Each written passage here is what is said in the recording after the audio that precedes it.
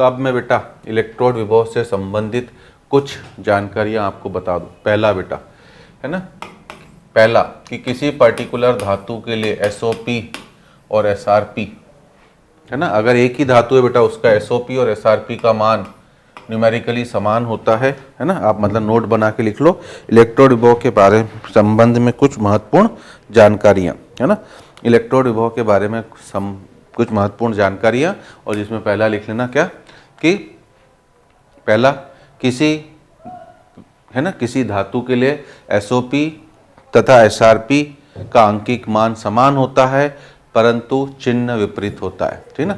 परंतु क्या विपरीत होता है बेटा, चिन्ह। तो SOP और SRP न्यूमेरिकली बराबर होते हैं, बस साइन अपोजिट होता है बच्चों, ठीक है। मतलब इसका एग्जाम्पल्स क्या है, अगर मैं आपको E0 ऑफ Zn/Zn+2 दे रहा हूँ 0.76 वोल्ट है ना। अब एग्जाम बेटा यही है, यही क्वेश्चंस आपको बार बार मिलेंगे। अब आपको इसलिए आप अटैक करना है, अटैक बोलते हैं ना। E0 ऑफ Zn/Zn+2 अगर 0.76 वोल्ट है और मैं आपसे बोलूं बेटा कि मुझे E0 ऑफ Zn+2/Zn बताओ, तो आप तुरंत बोल दोगे कि माइनस का 0.76 वोल्ट है ना, माइनस का 0.76 है ना। ये पॉइंट कई बार बच्चों को दिखता नहीं, पॉइंट में थोड़ा हाईलाइट कर दे रहा हूँ, सीधे सीधे बेटा। और कम से कम मैं गारंटी दे रहा हूँ आपको 4 5 7 8 मतलब 4 5 6 क्वेश्चन तो इसके ऊपर मिलेंगे ही मिलेंगे कि अगर है ना। और इनको जरूर नहीं बेटा इस तरह से पूछे, हो सकता है वो अभिक्रिया देख के पूछ ले कि यदि Zn है ना, Zn+2 इलेक्ट्रॉन, इसका E0 0.76 वोल्ट है ना। अब मैं सॉलिड एक्वस नहीं लिख रहा हूँ, वो तो हम समझ चुके हैं। तो Zn+2 इलेक्ट्रॉन गिव्स Zn का E0 बताओ, तो बात वही है बेटा है ना। मुझे ये लिख के दे रहा है तो मुझे रीड करते आना चाहिए कि ये ऑक्सीकरण विभव है। इसका तात्पर्य ये बेटा कि जिंक परिवर्तित हो रहा है Zn+2 में। जो पहले लिखा है वो रिएक्टेंट साइड होगा हमेशा, ध्यान देना, और जो बाद में लिखा है बेटा वो प्रोडक्ट साइड होगा, ठीक है। तो इसलिए Zn परिवर्तित हो रहा है Zn+2 में। अब Zn+2 रिएक्टेंट की साइड हो गया और Zn प्रोडक्ट की साइड उल्टा हो गया, तुरंत आप माइनस कर दोगे। तो पहला रूल ये हमें ध्यान रखना जरूर भी है कि SOP और SRP आंशिक रूप से किसी विशिष्ट धातु के लिए समान होते हैं परंतु उसका मान विपरीत होता है, ठीक है जी। पहली चीज बेटा सबसे महत्वपूर्ण है, याद रखना बेटा। दूसरी सबसे महत्वपूर्ण चीज बेटा, दूसरी क्या है सबसे महत्वपूर्ण चीज, दूसरी सबसे महत्वपूर्ण चीज है बेटा कि है ना E0 जो है बेटा एक है ना, हम लोग डेल्टा G0 की बात करते हैं बेटा और E0 की। इस चैप्टर में बार बार अभी आज की क्लास में संबंध भी आ जाएगा, मैं बता रहा हूं आपको। डेल्टा G0 और E0 है ना। डेल्टा G0 बच्चों एक एक्सटेंसिव प्रॉपर्टी है, एक्सटेंसिव है ना, थर्मोडायनेमिक्स में पढ़ते हैं ना बेटा, एक्सटेंसिव और इंटेंसिव। मतलब एक्सटेंसिव का मतलब क्या है, जो मास के ऊपर निर्भर करती है। एक्सटेंसिव मतलब जो मास पर, द्रव्यमान पर निर्भर करती है, डिपेंड ऑन किसके ऊपर बच्चों, मास, ठीक ना। और इंटेंसिव मतलब है ना independent of mass, independent of mass, ये द्रव्यमान पर निर्भर नहीं करती, ठीक है ना। तो डेल्टा G0 एक एक्सटेंसिव प्रॉपर्टी है और E0 एक कौन सी प्रॉपर्टी, आपकी इंटेंसिव प्रॉपर्टी है ना। तो इसका फर्क क्या है बेटा, इसका फर्क है बेटा डेल्टा G0 जो है बेटा, डेल्टा G0 जो है ये नंबर ऑफ इलेक्ट्रॉन के ऊपर है ना, इनडायरेक्टली मैं नंबर ऑफ इलेक्ट्रॉन बोलूं बेटा या स्टोइचियोमेट्रिक कोफिशिएंट बोलूं, दोनों में से कुछ भी बोल सकते हो। नंबर ऑफ इलेक्ट्रॉन बोलो या स्टोइचियोमेट्रिक कोफिशिएंट के साथ परिवर्तित होता है ना। आप इसी तरह से लिखना बेटा, के साथ परिवर्तित होता है, ठीक है। परंतु ये सबसे महत्वपूर्ण बेटा, ये दो नियम, इसके बाद हम आगे बढ़ेंगे। परंतु E0 एक इंटेंसिव प्रॉपर्टी है बेटा, तो इसको नंबर ऑफ इलेक्ट्रॉन या स्टोइचियोमेट्रिक कोफिशिएंट से कोई लेना देना नहीं है, ये इनके साथ अपरिवर्तित होता है, ठीक है। सर इसका तात्पर्य क्या है ना, अब मैं बता रहा हूँ बेटा तात्पर्य, कि अगर मैं आपसे बोल रहा हूँ कि Zn गिव्स Zn+2 इलेक्ट्रॉन, इसका E0 0.76 वोल्ट है। अगर मैं आपसे बोल रहा हूँ Zn गिव्स Zn+2 इलेक्ट्रॉन, इसका E0 0.76 वोल्ट है। अब मैं आपसे बोल रहा हूँ बेटा कि 2Zn gives 2Zn+2 plus 2 electron, मुझे इसका ई नॉट बताओ। तो ध्यान देना बेटा, इसका ई नॉट भी 0.76 वोल्ट ही रहेगा। आगे हर सवाल में बेटा आपको ये काम करने की ज़रूरत पड़ेगी ही पड़ेगी, है ना। आगे हर सवाल में आपको ये काम करने की ज़रूरत ही पड़ेगी, क्योंकि हो सकता है बेटा क्वेश्चन में हमें ज़रूरत हो अपचयन विभव की और वो दे दे ऑक्सीकरण विभव। तो ध्यान देना, दोनों एक ही, अगर सब्सटेंस सेम है तो बस साइन आपको बदलना है। दूसरा बेटा कि अभिक्रियाएं, जब हमें अभिक्रियाओं की बात करनी पड़ेगी बेटा, हो सकता है उसने मुझे ई नॉट ऑफ, है ना, उसने मुझे ई नॉट ऑफ ये Zn/Zn+2 दिया है 0.76 वोल्ट, इसका तात्पर्य बेटा ये अभिक्रिया। परंतु हो सकता है बेटा मुझे उस पूर्ण सेल के लिए इसको 2 से गुणा करना पड़ जाए। अभी बता रहा हूँ सब चीज़ें क्या है। तो 2 से क्या बेटा, दुनिया की आप किसी भी संख्या से गुणा करो, ई नॉट को कोई परिवर्तन पड़ने वाला नहीं है। ये 2 रूल आपको ध्यान रखना अत्यंत अत्यंत आवश्यक है। ये 2 छोटे से रूल आपको याद रखना अत्यंत अत्यंत आवश्यक है। इसके बिना आपका कोई भी काम होने वाला आगे नहीं है। ध्यान देना, याद रहेगा पक्का, कोई दिक्कत तो नहीं बेटा, ठीक है ना। तो इन 2 चीज़ों को, इनके प्रूफ भी हैं बेटा, मैं आगे बताता हूँ। डेल्टा जी नॉट से इनके प्रूफ भी आते हैं, क्योंकि है ना संबंध तो मैं बता ही दे रहा हूँ। डेल्टा जी नॉट बराबर माइनस ऑफ क्या होता है बेटा, NF ई नॉट, है ना। ये प्रूफ भी है इसका। डेल्टा जी नॉट जो होता है बेटा, सर ये कहाँ से लाए, मैं अभी बता रहा हूँ इसको भी, परंतु अभी यही सूत्र वैसे भी आपको याद रखना महत्वपूर्ण है। डेल्टा जी नॉट बराबर -NF ई नॉट होता है, ठीक है। तो अगर हम किसी अभिक्रिया को उल्टा करते हैं बेटा, तो उसके डेल्टा जी नॉट का साइन उल्टा हो जाता है। ये x था, इसका x है तो इसका -x होगा, और अगर -x हो गया बेटा तो ई नॉट का मान तो सेम ही रहेगा। ई नॉट का मान तो क्या हो जाएगा आपका, सेम ही रहेगा। सॉरी, ई नॉट का मान भी क्या हो जाएगा, माइनस। परंतु अब गुणा करने के लिए क्या होगा बेटा, अगर इसका डेल्टा जी नॉट x है तो नीचे वाली का डेल्टा जी नॉट कितना होगा बेटा, 2x, है ना। ये भी बता दूं, क्योंकि डेल्टा जी नॉट स्टोइचियोमेट्रिक कोएफिशिएंट पर निर्भर करता है। तो अगर मैं पहले वाले को बेटा लिख दूं -n, कितना है n इसका 2 into f into E not, तो नीचे वाले को मैं क्या लिखूंगा, -4 इंटू एफ इंटू क्या बच्चों, ई नॉट। तो आप देख सकते हो बेटा ये 2 था, ये 4 से ये भी 2 हो गया, दोनों एक्सप्रेशन सेम है। अगर दोनों एक्सप्रेशन सेम है तो ई नॉट का मान भी क्या रहेगा, सेम ही रहेगा। तो हमें ये बार बार करना नहीं है बेटा, इसलिए मैं बताना नहीं चाह रहा था, क्योंकि फिर बच्चा बार बार क्या इसी को करने लग जाता है, कंफ्यूज हो जाता है। आपको बस नियम याद रखना है कि इनके जवाब आते हैं डेल्टा जी नॉट से, परंतु नियम ये है कि अगर हमने अभिक्रिया को उल्टा करा तो बस डेल्टा ई नॉट के साइन को माइनस कर देना है, और किसी संख्या से गुणा करा तो ई नॉट के मान में कोई भी परिवर्तन हमें नहीं करना है। ये 2 सबसे महत्वपूर्ण नियम आपको ध्यान रखने जरूरी हैं बच्चों। क्लियर क्लियर क्लियर, किसी भी तरह की कोई परेशानी नहीं। आइए अब जो मैंने ये लिखा है बेटा, हम इसी की बात करते हैं, बढ़ते हैं नेक्स्ट से सब टॉपिक की तरफ, है ना। डेल्टा जी नॉट तथा, है ना, ई नॉट में संबंध, है ना। डेल्टा जी नॉट तथा ई नॉट में संबंध, ठीक है। रिलेशन बिटवीन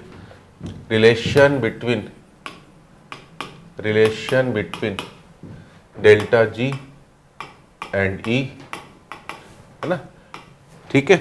या और इसी को मैं डेल्टा जी नॉट एंड क्या बोल सकता हूं, ई नॉट।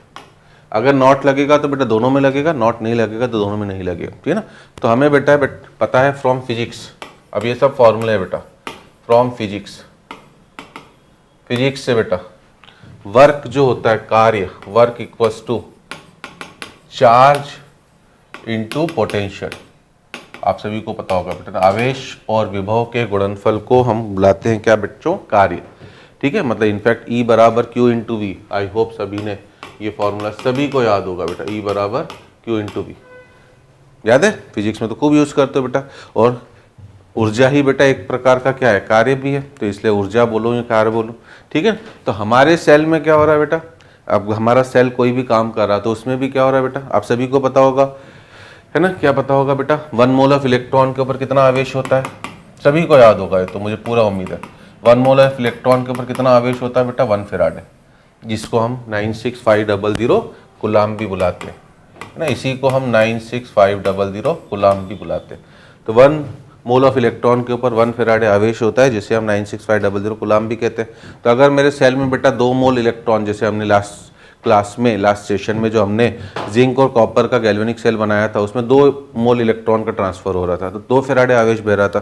हो सकता है किसी सेल में बेटा 3 मोल इलेक्ट्रॉन का आवेश हो रहा हो तो 3 फैराडे बहेगा, तो हम अज्ञात में उसे n मान लेते हैं ना, ठीक है ना। तो हम लिखेंगे बेटा कि माना कि हमारे सेल में n फैराडे आवेश प्रवाहित हो रहा है ना, माना कि हमारे सेल में n फैराडे आवेश प्रवाहित हो रहा है, जिसकी वजह से उत्पन्न विभव E वोल्ट है ना, जिसकी वजह से उत्पन्न विभव E वोल्ट है, ठीक है।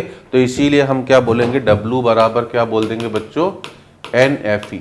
आवेश आपने बोला है NF और पोटेंशियल आपने बोला है कितना, जिसकी वजह से उत्पन्न विभव E है। तो आपके लिए ये छोटा सा फॉर्मूला भी काफ़ी ज़्यादा महत्वपूर्ण है, W बराबर NFE, है ना। जल्दी से नोट करें, हम आगे बढ़ते हैं। चलिए जी बच्चों, है ना। तो वर्क डन अगर आपको निकालना बेटा, और आगे ये क्वेश्चन आएगा भी, तो W इक्वल्स टू क्या होगा आपका, NFE। कभी कभी आपसे मैक्सिमम वर्क भी पूछ सकता है। अगर मैक्सिमम वर्क पूछेगा तो करना कुछ नहीं बेटा, N और F तो कांस्टेंट है ना, F तो आपको पता ही फैराडे कांस्टेंट है। N अगर कोई सेल है बेटा तो उसके नंबर ऑफ इलेक्ट्रॉन्स जो होंगे वो भी फिक्स है। मैक्सिमम वर्क के लिए बस हमें E0 को क्या करना है, अपनी मैक्सिमम वैल्यू पर डालना है। और इलेक्ट्रोड पोटेंशियल की जो मैक्सिमम वैल्यू होती है वो हमेशा किसके बराबर होती है, आपके E0 के, है ना। सर ये कैसे हुआ, इस पर भी प्रकाश डाल देता हूँ बच्चों में। E0 जो मार्केट से हम सेल खरीद के लाते हैं बेटा, वो अपने मैक्सिमम पोटेंशियल पर होता है, वही है आपका क्या, E0, वही है आपका क्या, E0, समझे बात। तो वो मैक्सिमम बेटा, क्योंकि एक बार सेल रनिंग कंडीशन में आ गया तो उसके बाद तो उसके पोटेंशियल लगातार क्या होते जाएंगे, चेंज होते जाएंगे, और चेंज होने का मतलब वो डिक्रीज ही होगा बेटा, ठीक है। तो इसलिए मैक्सिमम पूछेगा तो NF, E0, और केवल वर्क पूछ रहा है तो NFE। आगे हमें इनकी जरूरत पड़ेगी, ठीक है। थर्मोडायनेमिक्स ऑफ गैल्वेनिक सेल की ऊष्मागतिकी में, बट अभी से मैं इसलिए बता रहा हूँ कि आपको फॉर्मूले भी याद हो जाए, और इसी से हम नस्ट इक्वेशन को अभी डिराइव करने जा रहे हैं, ठीक है। उसी से हमारे इस टॉपिक के सब क्वेश्चंस होते हैं, ठीक है। अब बात करते हैं बेटा ऊष्मागतिकी से ही, थर्मोडायनेमिक्स से, ठीक है।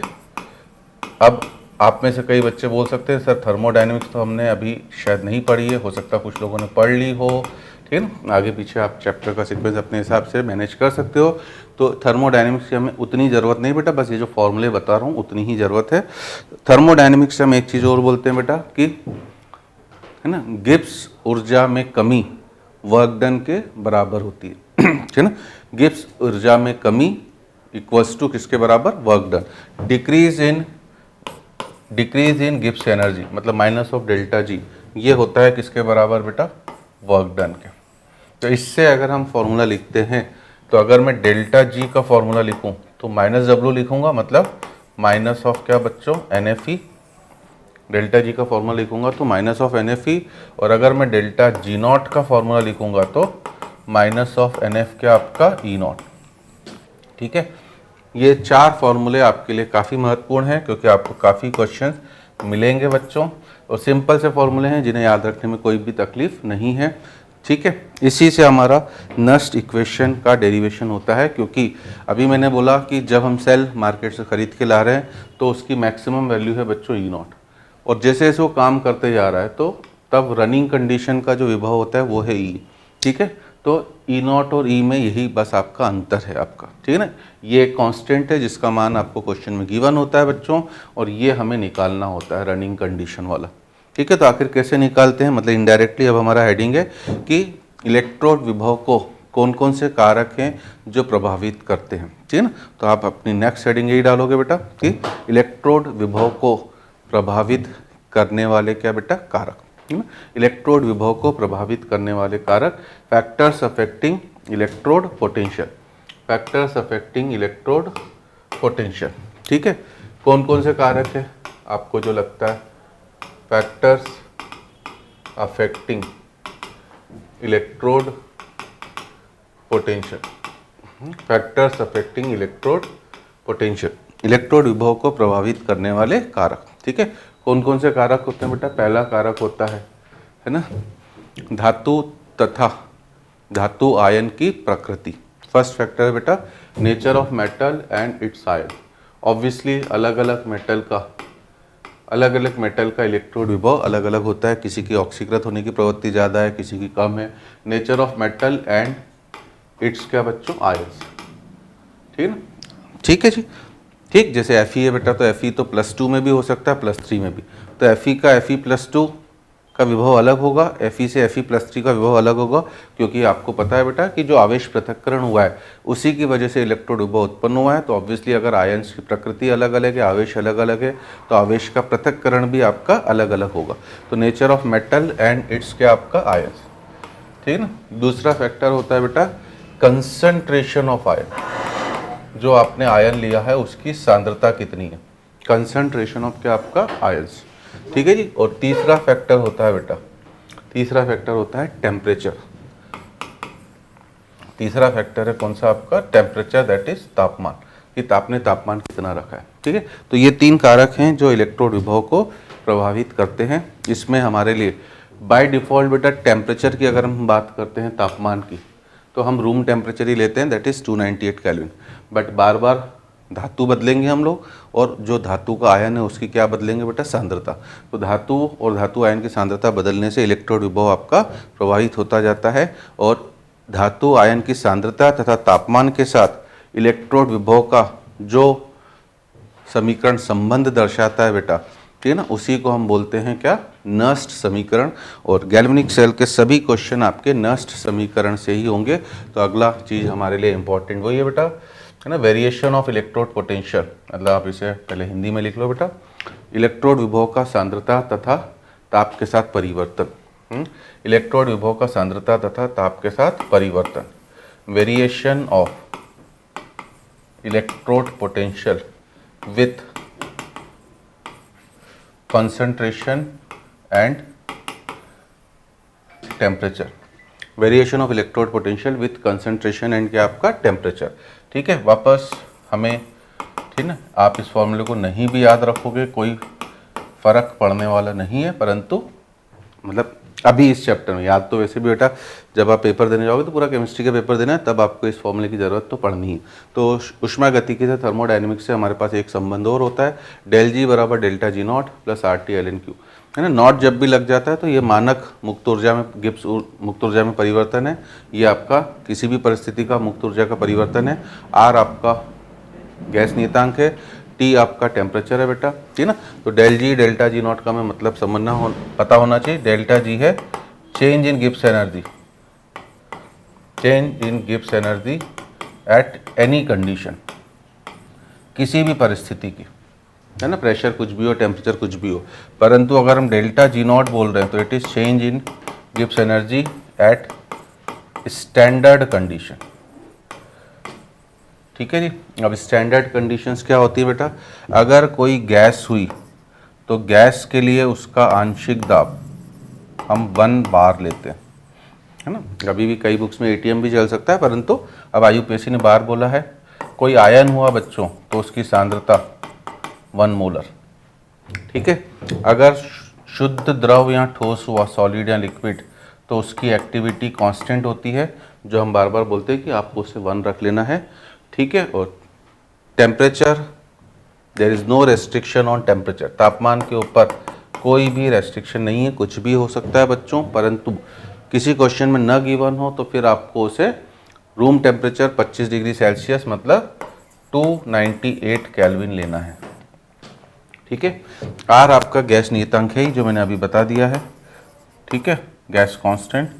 T आपका टेम्परेचर है ही, ठीक है। और रही बात बच्चों Q होता है बेटा अभिक्रिया भागफल, दैट इज रिएक्शन क्वोशिएंट, और जिसका जनरल सूत्र क्या होता है, उत्पादों की सांद्रता ऊपर, जो भी रस समीकरण मिति गुणांक होगा वो घात में चले जाएगा, और अभिकारक की सांद्रता नीचे, ठीक है ना। तो ये चाहता तो मैं सीधे नस समीकरण लिखा देता, परंतु मुझे बताना थोड़ा सा अच्छा लगा कि आपको इसकी जानकारी रहे। बार बार हम इस सूत्र को कई जगह यूज़ करते हैं, डेल जी बराबर delta G not plus RT ln Q, ठीक है जी। अब अगर हम आगे बढ़ें बेटा, ठीक है, आई होप नोट कर लिया होगा आपने ना, पॉज भी कर सकते हो आप चाहो तो अब अभी हमने सूत्र लिखा कि डेल्टा जी किसके बराबर है, अब बस मैं उसी में संबंध डाल दूँ। डेल्टा जी किसके बराबर है, minus NFE। Delta G not किसके बराबर है, माइनस NF E नॉट, ठीक है जी, plus RT ln Q, Q की जगह अभी हम जनरल लिख रहे हैं, प्रोडक्ट अपॉन क्या, रिएक्टेंट। तो यहाँ से बच्चों जो आपका समीकरण बनेगा E, अगर मैं माइनस NF से भाग दे दूँ तो E बराबर E नॉट, ठीक है, माइनस पूरी समीकरण को मैंने माइनस एन एफ से भाग दिया है, यहाँ ई बचा, यहाँ ई नॉट, प्लस की जगह माइनस हो गया बेटा। एल एन को भी मैं लॉग में परिवर्तित कर दे रहा हूँ, तो एल एन को लॉग में परिवर्तित करने का मतलब 2.303 आ जाएगा आर टी, ठीक है। नीचे N F, minus N F से भाग दिया था ना, तो प्लस माइनस माइनस हुआ, नीचे एन एफ और log of concentration of product upon react. ये जो समीकरण हमें बना है बेटा, इस समीकरण को ही हम बुलाते हैं क्या, हमारा नस्ट समीकरण। This equation is known as NERNST, Nernst equation. इस समीकरण को ही हम बुलाते हैं नस्ट इक्वेशन, ठीक है जी। इसमें वापस अगर ई की बात करोगे बेटा, तो ये आपका इलेक्ट्रोड विभव है किसी भी परिस्थिति का जो वेरिएबल है, ठीक है। ई नॉट जो है बेटा, ये भी इलेक्ट्रोड विभव है, परंतु ये मानक परिस्थिति का है, मतलब ये आपके लिए क्या है, कांस्टेंट है, ठीक है ना। ये आपके लिए क्या है बेटा, कांस्टेंट, ठीक है ना। अब रही बात बेटा, आर भी कांस्टेंट है, टी हमें पता ही है 298 केल्विन अगर लेते हैं, एफ आपका कांस्टेंट है, तो यहाँ पर ठीक है ना। एन भी हमें पता ही रहेगा बेटा, जो भी धातु दी, जैसे सोडियम है तो Na प्लस में जाएगी तो एक ही आएगा, तो इसका मतलब अगला वेरिएबल बच्चों ये है, ठीक है ना। प्रोडक्ट और रिएक्टेंट की सांद्रता, जैसे जैसे सेल काम करना चालू करेगा, अभिकारकों और उत्पादों की सांद्रता लगातार परिवर्तित होती जाएगी, बाकी ये सब टर्म्स कांस्टेंट है ना। अब अगर मैं इसमें बात करूं बेटा, इसे थोड़ा सा हम और सिंप्लीफाई कर दें। हमने बोला है कि तापमान बाय डिफ़ॉल्ट कितना लेंगे बच्चों, 25 डिग्री सेल्सियस, मतलब 298 केल्विन। तो बार बार हमें सवालों में बेटा 2.303 भी नियतांक है, आर भी नियतांक है, टी भी नियतांक है, एफ भी नियतांक है, तो बार बार हमें सवालों में बेटा अगर क्वेश्चन में ये कैलकुलेशन हम बार बार करेंगे तो लेंदी हो जाएगा, इसीलिए एक बार मैं आपको बता के लिख दे रहा हूँ 2.303। आर का मान बच्चों यहाँ पर 8.314 ही यूज़ होगा, क्यों, क्योंकि आपकी एसआई यूनिट, आप वोल्ट की बात करो बेटा, तो आर की भी एसआई यूनिट है ना, इसलिए एक बार बता रहा हूँ। तापमान आपका 298 केल्विन, और एफ की वैल्यू हमें पता है, एसआई यूनिट आवेश की कूलाम होती है 96500 कूलाम। ये गणना अगर हमें बार बार सवालों में करनी पड़ी तो वैसे भी सवाल लेंदी हो जाएगा। ये आपका सॉल्व करने पर 0.059 आता है, इसे आपको याद ही रखना है, क्योंकि नस्ट समीकरण, और इसी को अब बेटा हम सिंप्लीफाई वर्ड्स में 0.06 है ना। आजकल तो पेपर में खुद ही देने लगा है कि 2.303 आर टी बाई एफ की वैल्यू को 0.06 लो, क्योंकि अगर हम 0.059 लेंगे तो फिर कैलकुलेशन बड़ी हो जाएगी, तो हम तो कैलकुलेशन बचाना चाह रहे हैं। तो अगर मैं इसको रख देता हूँ तो फाइनली मेरे लिए नस्ट समीकरण हुआ बच्चों E बराबर ई नॉट माइनस 0.06 बटे n, है ना। n जैसे ही आपको कोई भी सेल दिया जाएगा तो धातु आयन की जो आवेश होगा धातु आयन का, वही आपके लिए किसकी वैल्यू हो जाएगी बेटा, n की, ठीक है ना। और लॉग ऑफ ऊपर आ जाएगा प्रोडक्ट की सांद्रता, नीचे आ जाएगी रिएक्टेंट की सांद्रता। तो अब हम इसे सिंप्लीफाइड वर्जन में इस फॉर्मूले को इसी तरह से याद करेंगे, E equals to E not minus of 0.06 by n, log of ऊपर प्रोडक्ट की सांद्रता, नीचे आपका रिएक्टेंट की सांद्रता, कहानी खत्म।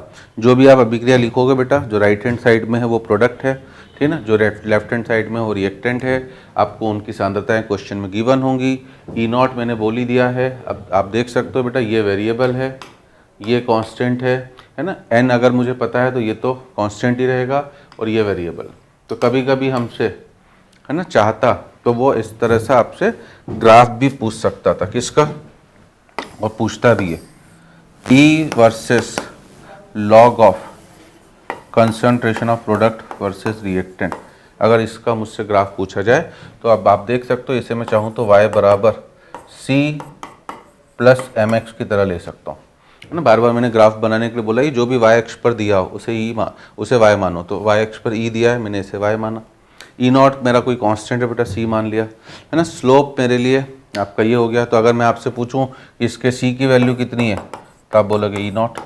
अगर मैं पूछूं स्लोप की वैल्यू कितनी है m की, तो आप बोलोगे माइनस ऑफ 0.06 बटे के आपका n, माइनस ऑफ 0.06 बटे के आपका n। तो अगर मैं आपसे इसका समीकरण का ग्राफ बनाने को बोलूं तो ये ग्राफ कुछ इस तरह से होगा बेटा, है ना, straight line with negative slope, जिसका जो इंटरसेप्ट है बच्चा, जब log of p by r की वैल्यू 0 हो जाए तो e किसके बराबर हो जाएगा आपका ई नॉट की, ठीक है जी।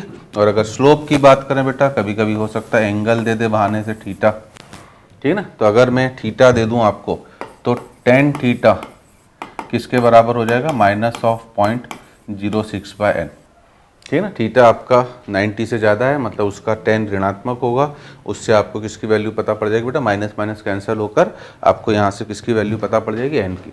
तो कभी कभी थोड़ा सा क्वेश्चन का लेवल अगर बढ़ाना हो, टफ करना हो, तो इस तरह की सिचुएशन दे के भी आपको परेशान कर सकता है। तो हमारे लिए ये पूरे जितने भी अब आगे के सेशन से हम क्वेश्चंस करेंगे बेटा, आपके सभी क्वेश्चन इसी समीकरण से होने वाले हैं, E बराबर E0 -0.06/n log of P/r, E बराबर E0 -0.06/n log of P/r, ठीक है जी।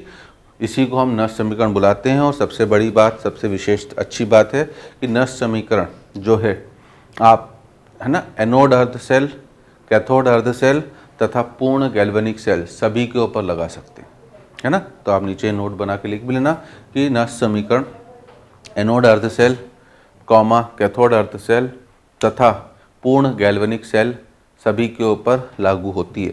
नष्ट समीकरण एनोड अर्ध सेल, कैथोड अर्ध सेल तथा पूर्ण सेल सभी के ऊपर लागू होती है। सबके ऊपर आप इस इक्वेशन को अप्लाई कर सकते हो बिना रोक टोक के, बस आपको ढंग से उसको देखते हुए, ठीक है ना, अप्लाई करना होगा, ठीक है ना। अब अर्ध सेल के ऊपर कैसे लगती है, तो आइए बस हम लास्ट चीज आज के अर्ध सेल के बारे में बात कर लेते हैं, ठीक है। तो नेक्स्ट हेडिंग आपको डालोगे, है ना, अर्ध सेल, उसके प्रकार, निरूपण तथा अभिक्रियाएं, है ना। तो लास्ट चीज आज की छोटी सी हम ये कर लेते हैं बेटा, अर्ध सेल, हाफ सेल्स, है ना, अर्ध cell, half cells, there reactions, उन पर होने वाली अभिक्रियाएं तथा उनका निरूपण, देयर रिएक्शंस एंड रिप्रेजेंटेशन। क्योंकि क्वेश्चंस में आपको सेल बेटा, है ना, जो हमने लास्ट सेशन में जिंक की रॉड को ZnSO4 डाला, ऐसे डब्बे बना के नहीं देगा, उसको सेल का एक निरूपण होता है ना। तो हमारे पास अर्ध सेल कितने प्रकार के होते हैं बेटा, दो प्रकार के ना। पहला था कौन सा, एनोड अर्ध सेल, एनोड हाफ सेल, मैंने बोला ही था आपसे शॉर्टकट में ASC लिखोगे, एनोड अर्ध सेल, है ना। तो इसका क्या तात्पर्य होता है एनोड अर्ध सेल का, है ना, जल्दी से लिख लो बेटा, वह अर्ध सेल जिस पर ऑक्सीकरण होता है ना, वह अर्ध सेल जिस पर ऑक्सीकरण होता है, वह अर्ध सेल जिस पर ऑक्सीकरण होता है एनोड अर्ध सेल कहलाता है, ठीक है ना। यह साथ में ये भी लिखना बेटा, यह सेल का ऋणात्मक सिरा होता है ना, यह सेल का ऋणात्मक सिरा होता है तथा इसे हमेशा लेफ्ट साइड में रखा जाता है। यह सेल का ऋणात्मक सिरा होता है तथा इसे हमेशा लेफ्ट साइड में रखा जाता है ना, इसे आपको लेफ्ट साइड में रखना है, ठीक है। अब अगर हम बात करते हैं बेटा रिएक्शन की, एनोड हाफ सेल रिएक्शन, हमारा हर क्वेश्चन बस ऐसे ही होगा बेटा, ढंग से सेल को लिखना, रिएक्शंस को लिखना। मान लीजिए अभी मैं जिंक वाला ही लूँ, तो हम क्या अभिक्रिया लिखेंगे, Zn सॉलिड परिवर्तित होगा Zn+2 एक्वस में +2 इलेक्ट्रॉन, ठीक है। Zn सॉलिड परिवर्तित हुआ Zn+2 एक्वस +2 इलेक्ट्रॉन, ठीक है। यहीं पर बच्चों हम इसका E0 हमें क्वेश्चन में गिवन होगा, अब जो भी मान हो बेटा ना, अभी मान नहीं लिख रहा हूँ, बस मैं लिख दे रहा हूँ E0 Zn ऑब्लिक क्या Zn+2, ये है इसकी रिएक्शन। और रही बात बेटा एनोड हाफ सेल का रिप्रेजेंटेशन, निरूपण कैसे करते हैं, तो सबसे महत्वपूर्ण है आपका निरूपण, सबसे महत्वपूर्ण है आपका निरूपण। निरूपण करने का तरीका क्या होता है बेटा, एनोड लेफ्ट साइड में, फिर single vertical line, anode half cell, electrolyte, ठीक है, और नीचे उसकी सांद्रता, ये तरीका है। तो ये आपको रीड करते आना चाहिए। इस तरह से सेल अगर दिखा हुआ मिल रहा है तो इसका मतलब है कि लेफ्ट साइड में एनोड है, राइट साइड में एनोड हाफ सेल इलेक्ट्रोलाइट है, उसकी सांद्रता है, ठीक है ना। सिंगल वर्टिकल लाइन का यूज़ क्या है, सिंगल वर्टिकल लाइन बेटा फेस का सेपरेशन, प्रावस्था का पृथक्करण दर्शाता है, क्योंकि एनोड आपका ठोस था जबकि ये आपका विलयन अवस्था में था, तो एक ठोस अवस्था है और एक आपकी, है ना, विलयन अवस्था है। जैसे अभी अगर हम अपने सेल के रिस्पेक्ट में बात करें तो हम लिखेंगे Zn solid oblique ZnSO4 aqueous, तो ये, और सांद्रता मान लो मैं C मोलर अज्ञात ले रहा हूँ। तो ये जैसे ही हमने सेल देखा क्वेश्चन में ये दिखेगा आपको, तुरंत आपको समझ में आ जाना चाहिए एनोड अर्ध सेल है। और इसको थोड़ा सा हम और सिंप्लीफाई कर सकते हैं, Zn solid gives Zn+2 aqueous C molar. अगर मैं थोड़ा सा और सिंप्लीफाई करूं तो Zn solid oblique Zn+2 aqueous और C मोलर, ये भी लिख सकता हूं। क्यों, क्योंकि आपने देखा था बेटा कि सल्फेट आयन की सांद्रता में तो कोई परिवर्तन ही नहीं हो रहा था, जिंक ऑक्सीकृत हो रहा था किसमें, Zn+2 में, तो परिवर्तन केवल Zn+2 की सांद्रता में होगा, सल्फेट में नहीं, ठीक ना। और रही बात अभी जो हमने नष्ट समीकरण लिखा है, तो हम हर सेल के ऊपर है ना Zn/Zn+2 equals to E0 Zn/Zn+2 minus 0.06/n की वैल्यू कितनी बेटा 2 लॉग ऑफ जो आपने अभिक्रिया लिखी है बेटा, बस इसके ऊपर नष्ट समीकरण लगाते आना चाहिए, है ना। n का मान 2 है वो रख दिया, लॉग ऑफ ऊपर आएगी Zn+2 की सांद्रता, नीचे आएगी बेटा जिंक, और जिंक टू की ठोस अवस्था में, इसलिए नीचे हम 1 रख देंगे। तो अब जो क्वेश्चंस आएंगे ना, जो हम कमिंग सेशंस में करेंगे, आज तो हम बस इतना ही है ना, लास्ट बस कैथोड हाफ सेल कोर देख लें, उसमें Zn+2 की सांद्रता दी होगी आपको, E0 का मान दिया होगा, E निकालना रहेगा, इतना ही सिंपल टॉपिक है, ठीक है ना। छोटी छोटी चीज़ें और आएंगी तो ये है ना। और आज की सेशन का लास्ट चीज़ लिख लो बेटा, कैथोड अर्ध सेल, फाइनल चीज़ हमारा बस कैथोड अर्ध सेल। इसमें क्या बोलेंगे बेटा, कैथोड हाफ सेल वह अर्ध सेल जिस पर अपचयन होता है, वह अर्ध सेल जिस पर अपचयन होता है, ठीक है, कैथोड अर्ध सेल कहलाता है। वह अर्ध सेल जिस पर अपचयन होता है कैथोड अर्ध सेल कहलाता है। यह है ना, यह सेल का धनात्मक सिरा होता है तथा राइट हैंड साइड में होता है। यह सेल का धनात्मक सिरा होता है तथा राइट हैंड साइड में। तो अगर हमसे कैथोड हाफ सेल की रिएक्शन पूछे बेटा, है ना, तो इस पर अपचयन हो रहा है तो आपको अभिक्रिया भी अपचयन वाली लिखनी है। तो Cu+2 जो था एक्वस 2 इलेक्ट्रॉन लेकर किस में परिवर्तित हो रहा था आपका Cu सॉलिड, ठीक है ना। ये आपने अभिक्रिया लिखी, यहीं पर साथ ही साथ बेटा आपको E0 का मान, सवाल करते वक्त बस जो ट्रिक बता रहा हूँ, मतलब जो समझा रहा हूँ, ट्रिक तो नहीं है, इतना ही करना होता। अभिक्रिया लिखी, साथ में E0 सही सही लिखा वहाँ पर, ठीक है। अब अगर इसके निरूपण की बात करेंगे, इसका पूरा उल्टा हो जाएगा बेटा ना। उल्टा मतलब सिंगल वर्टिकल लाइन यहाँ पर भी आएगी, अब कैथोड उल्टी साइड चले जाएगा और कैथोड हाफ सेल इलेक्ट्रोलाइट यहाँ आ जाएगा जिसकी सांद्रता C मोल। तो हमेशा ध्यान रखना कि इलेक्ट्रोड्स जो होते हैं बेटा वो एक्सट्रीम कोनों पर आते हैं। एनोड हमेशा लेफ्ट साइड में होगा, कैथोड हमेशा राइट साइड में होगा, ठीक है। जैसे हम अपने सेल के रिस्पेक्ट में बात करें तो CuSO4 aqueous C molar oblique Cu solid, ये लिखोगे। या इसी को और सिंपल लिखना हो तो Cu+2 aqueous C molar oblique Cu solid, है ना। तो इस तरह से ये आपको एक सेल दिया रहेगा। अगले क्लास से जो हम क्वेश्चन चालू करेंगे बेटा, ठीक है, उसमें बस ये सेल दिया है और तुरंत आप अपना नष्ट समीकरण लगाओगे, Cu+2 oblique Cu equals to E0 of Cu+2 oblique Cu minus 0.06, n आपको दिख ही रहा है 2 है, लॉग ऑफ क्या बच्चों, अब उत्पाद की तरफ Cu सॉलिड है, सॉलिड को तो 1 रखोगे और नीचे किसकी सांद्रता Cu+2 की।